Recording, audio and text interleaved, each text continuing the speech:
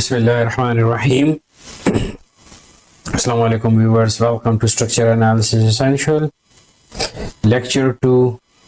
ठीक है, लेक्चर 1 हमने काफ़ी चीज़ें कवर कर ली थी कि टाइप्स ऑफ स्ट्रक्चर्स क्या होते हैं, स्ट्रक्चर कंपोनेंट्स क्या होते हैं। ठीक है, बीम, स्लैब और ये और टाइप्स ऑफ स्ट्रक्चर्स में फ्रेम, मिक्स्ड सिस्टम, ये सारा हमने पढ़ लिया था। ठीक है, अब इसमें देखते हैं कि स्ट्रक्चर एनालिसिस और स्ट्रक्चर डिजाइन क्या है, या बेसिकली हम जो कोर्स कर रहे हैं उसका आउटपुट क्या आएगा हमारे पास, यानी what will be the output of the structure design. ठीक है, तो ये देखते हैं अभी थोड़ा सा। देखें, स्ट्रक्चर एनालिसिस, स्ट्रक्चर डिजाइन से पहले एक स्टेप होता है स्ट्रक्चर एनालिसिस।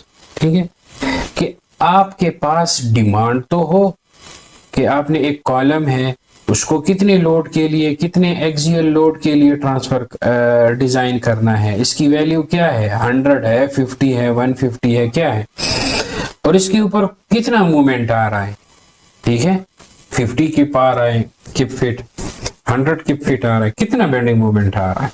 ठीक है, और ये ऐसे यूनी एक्सियल है या बाई एक्सियल है। ठीक है, तो वो बाद में चीजें हम पढ़ेंगे। तो बहरहाल स्ट्रक्चर एनालिसिस आपको बताता है कि आपके स्ट्रक्चर पे डिमांड कितना है, और स्ट्रक्चर डिजाइन जो हम इस सब्जेक्ट को अभी पढ़ रहे हैं, इसका मकसद क्या है कि लोड कैरिंग कैपेसिटी, हमने कैपेसिटी फाइंड आउट करनी है। डिमांड हमारे पास स्ट्रक्चर से एनालिसिस से आएगा, जिस तरह हमने बीएसए या बेसिक स्ट्रक्चर एनालिसिस या इनडिटरमिनेट स्ट्रक्चर एनालिसिस में डिमांड को निकाला था। ठीक, डिफ्लेक्शन सब कुछ हम निकाल सकते हैं। तो स्ट्रक्चर डिजाइन में क्या करते हैं, हम उसकी लोड कैपेसिटी फाइंड आउट करते हैं, लोड बेयरिंग कैपेसिटी, कि ये लोड कितना बर्दाश्त कर सकते हैं। तो आउटपुट क्या आएगा हमारे पास कि ये तो बस वैल्यूज होंगे, उससे फिर आप एक डिजाइन की तरफ आते हैं कि ये कॉलम है, या चले बीम कह लें, इस बीम के ऊपर जो है वो कुछ लोड लग रहा है, और इसका जो मैक्सिमम बेंडिंग मूवमेंट है यहाँ पे, जिसे हम एल स्क्वायर बाई 8 से भी फाइंड आउट कर सकते हैं। ठीक है, सॉरी एम नहीं, डब्ल्यू एल स्क्वायर बाई 8 से। ठीक है, तो ये एक किस्म का स्ट्रक्चर एनालिसिस आपने अप्लाई की ना, तो ये डिमांड आ गया, ये बेसिकली डिमांड आ गया। अब कैपेसिटी आपने सी फाइंड आउट करनी है। ठीक है, वो हम आगे चल के कैपेसिटी फाइंड आउट करेंगे। तो कैपेसिटी में क्या चीजें होंगी कि भाई आपका ये जो बीम है, इसकी ब्रेड्थ कितनी हो, इसकी हाइट कितनी हो, एक तो ये वैल्यूज हो। इसमें जो रीइंफोर्समेंट है, क्या वो सिर्फ टेंशन जोन में हो या कंप्रेशन जोन में भी हो।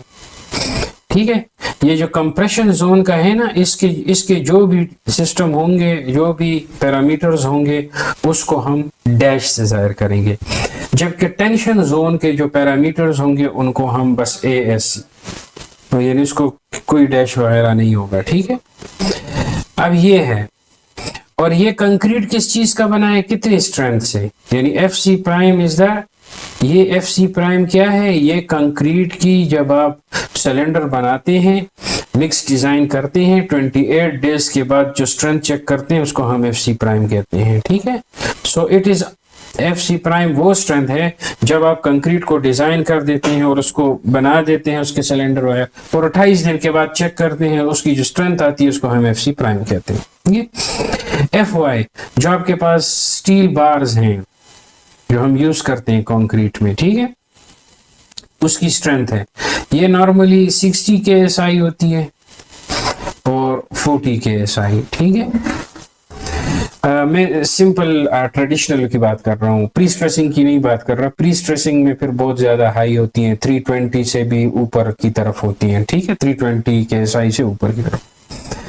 अब ये जो स्ट्रक्चर लोड्स हैं, लोड्स, ये जो स्ट्रक्चर पे लोड लगते हैं, ये इससे तो स्ट्रक्चर के साथ कुछ करना है ना, स्ट्रक्चर को वो क्या करेंगे, डिफ्लेक्ट करेंगे, उसमें स्ट्रेसेस आएंगी। ठीक है, वो इंटरनल एक्शन है, सपोर्ट रिएक्शन इसको क्रिएट करेगा। अब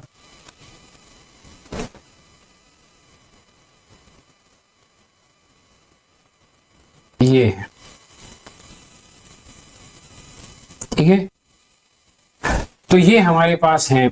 देखें, सिविल इंजीनियरिंग के किसी भी स्ट्रक्चर पे या तो कंप्रेसिव स्ट्रेस आ सकते हैं या टेंसाइल, ठीक है। जिस तरह हमने ट्रस में देखा था, ट्रसेस में या कंप्रेशन होंगी या फिर ऐसे, ठीक है, टुवर्ड या अवे फ्रॉम द जॉइंट्स। तो कुछ कंप्रेशन में होंगे, कुछ टेंशन में होंगी, ठीक है। फ्लेक्सुरल यानी बेंडिंग स्ट्रेस, ठीक है, शेयर, टॉर्जन्स, ये टाइप ऑफ स्ट्रेसेस। अच्छा, ये जो कंप्रेसिव हैं, टेंसाइल हैं और ये फ्लेक्सर हैं, ये सारे एक कैटेगरी में आते हैं। इसको हम बोलते हैं, अगर आप स्ट्रेसेस के दो कैटेगरीज बना लेना, तो एक होते हैं नॉर्मल स्ट्रेसेस और एक होते हैं शेयर स्ट्रेसेस। तो ये टॉर्जन भी बेसिकली शेयर स्ट्रेस काज करते हैं और शेयर स्ट्रेस तो खुद ही शेयर स्ट्रेस काज करते हैं। शेयर फोर्सेस जो हैं वो तो खुद ही शेयर स्ट्रेस है। तो बेसिकली आपकी जो दो टाइप है, नॉर्मल स्ट्रेस और शेयर स्ट्रेस, उसमें फिर नॉर्मल में आपकी कंप्रेसिव, टेंसाइल और फ्लेक्सुरल आती हैं, ठीक है, और शेयर स्ट्रेसेस में आपकी ये शेयर स्ट्रेस और टॉर्जन। तो टॉर्जन भी बेसिकली शेयर स्ट्रेस का, इसलिए हमने इसको कंबाइन करके भी पढ़ा था आपको, अगर याद हो, प्लस माइनस पी बाय ए। प्लस हम तब यूज करते हैं अगर टेंसाइल हो, कंप्रेसिव हम तब यूज करते हैं अगर ये हो, प्लस ये फ्लेक्सुरल्स एम वाई बाई आई, यानी पी बाई ए के साथ हमने कोई शेयर या टॉर्जन को कंबाइन नहीं किया था।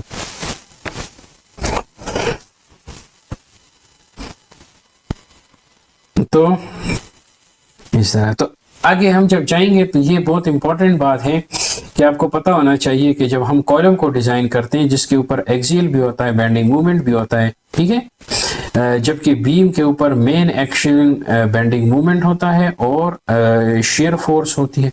इसलिए बेंडिंग मूवमेंट को शेयर के साथ तो हम, फ्लेक्सुरल को हम शेयर के साथ तो कम, तो इसलिए हम इसको अलग डिजाइन करते हैं और शेयर के लिए अलग डिजाइन करते हैं। लेकिन कॉलम पे एट ए टाइम पी और एम है, तो अब पी और एम तो इस कैटेगरी में आते हैं, नॉर्मल स्ट्रेसेस के कैटेगरी में आते हैं।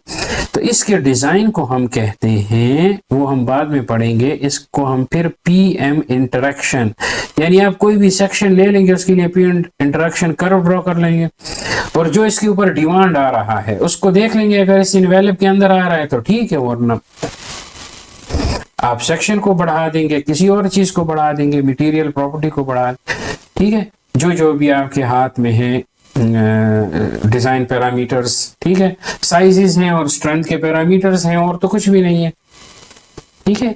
मटेरियल की स्ट्रेंथ आपके हाथ में है और उनकी डायमेंशंस आपके हाथ में है। बस हम आपको डायमेंशन रिस्ट्रिक्ट कर देते हैं आर्किटेक्ट, तो फिर क्या करेंगे? तो ये सारी चीजें हम इस कोर्स में डिस्कस करेंगे, ठीक है। तो शेयर के लिए हम अलग डिजाइन करेंगे। हाँ, फिर अगर शेयर और इफ द बीम इज, कोई बीम है वो शेयर में हो और टॉर्जन भी हो, तो उसको फिर कंबाइंड डिजाइन किया जाता है, ठीक है। यानी वो बीम्स जो कि बेसिकली पेरिफेरल बीम हो, यानी ये अगर बिल्डिंग का पूरा प्लान है और इस बीम के उस साइड पे, इन एरियो पे कोई छत वत वगैरह नहीं है और अंदर है, तो डेफिनेटली ये बीम, अब इस यहाँ पे स्लैब होंगी, तो ये बीम्स जो पेरिफेरल बीम हैं ये डेफिनेटली आपके टॉर्जन्स में होंगे, क्योंकि इसके एक साइड पे तो स्लैब है, दूसरे पे नहीं है।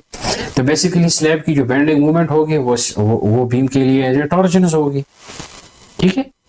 तो इसलिए हम इन चीजों को भी डिस्कस करेंगे। तो ये हम जब इन चीजों को समझ लेंगे, वरना सिंपल फार्मूले हैं, ASFY-D-A/2, बस उससे आप ये डालें बी में तो सब कुछ हो जाएगा, ठीक है। लेकिन अगर ये फिलॉसफी पता नहीं होगी, आप कुछ चीज मिस कर जाएंगे आगे, तो फिर प्रॉब्लम होगी। डिजाइन में आगे कुछ नहीं है, सिर्फ इन चीजों को समझना कि कैसे कोड को यूज करना है, कैसे फॉर्मुलेशन करनी है किसी चीज को, इसमें मैं कंसिडर कौन से लोड को करूं, कौन से को ना करूं, किस फोर्सेस को किसके साथ कंबाइन करूं ना करूं, तो ये चीजें जो हैं वो सीखने वाली हैं, ठीक है। तो बस वही आपको मैंने बताया है कि स्ट्रक्चर डिजाइन में हम ज्योमेट्री और मटेरियल प्रॉपर्टी के स्ट्रेंथ के साथ ही हमारे पास आउटपुट होता है। या छोटी सी एक बार डिस्कस कर लेते हैं कि हम क्यों डिजाइन में या कंक्रीट बीम में हम क्यों ये स्टील वगैरह डालते हैं, ठीक है। तो आपको पता है कि कंक्रीट इज गुड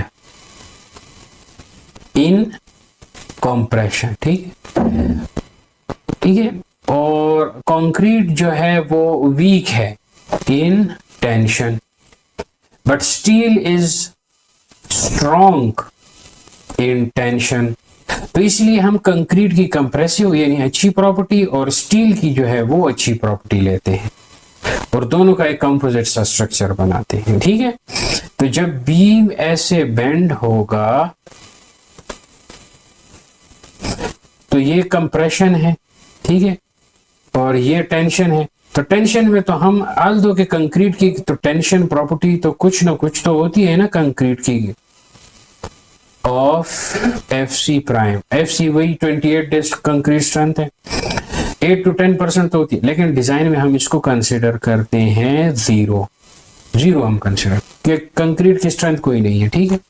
सारा का सारा हमारा जो दारोमदार होता है, जो हम जिसके ऊपर डिपेंड करते हैं, वो स्टील के ऊपर डिपेंड करते हैं कि बस ये हमारा करेगा, ठीक है। आगे हम निकालेंगे कि वो कौन सा स्ट्रेस होगा जिसे हम एफ आर कहते हैं, जिसके ऊपर फर्स्ट क्रैक आएगा, जिसे हम मॉडुलस ऑफ रप्चर कहते हैं, ठीक है। तो मॉडुलस ऑफ रप्चर क्या होता है? वो कंक्रीट स्ट्रेस या वो स्ट्रेस इन कंक्रीट कि जिसके ऊपर आपका फर्स्ट क्रैक डेवलप्ड हो जाए, ठीक है। वो हम पढ़ेंगे आगे 7.5 F C prime under the root, ठीक है। साथ में लेमडा भी है अगर आप नॉर्मल वेट या लाइट वेट की बात करते हैं। तो इन चीज़ों को हम बहुत इंटरेस्टिंग तरीके से आगे चीज़ों को पढ़ेंगे समझ के इंशाल्लाह, ठीक है। तो लेक्चर नंबर 3 में हम इसको मज़ीद कंटिन्यू करेंगे। तब तक के खुदा हाफिज़।